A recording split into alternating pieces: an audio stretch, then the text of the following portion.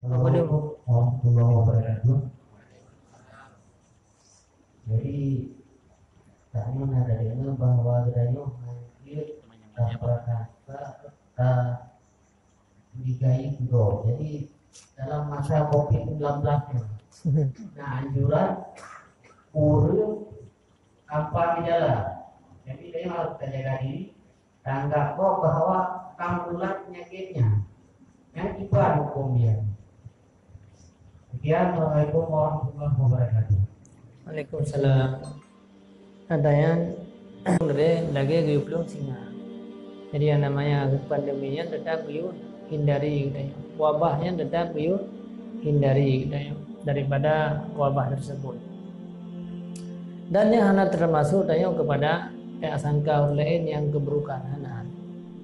Ya, karena perkara Rasulullah sendiri yuk hindarkan adanya.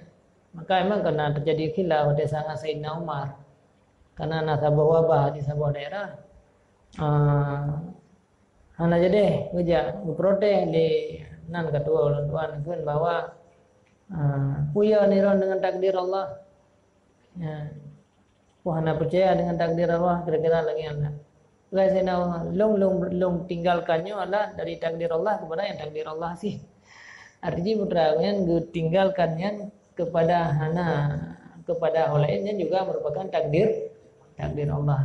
Jadi istilahnya memang dengan kondisi lagi dengan berbagai macam tiap-tiap di kedanya yang ka tasangkayan kan pasti tanda-tanda haji.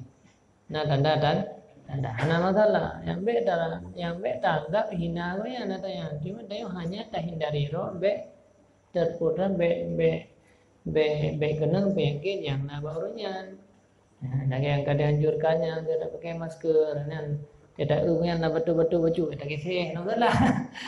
Jadi artinya hana je kenyang ke sabo perakan yang sabo tanya tanggap kekurangan lain atau putar tak buruk sangka katanya kurang lain karena memang tinggal dalam kondisi wabah tanya hana ke buruk sangka.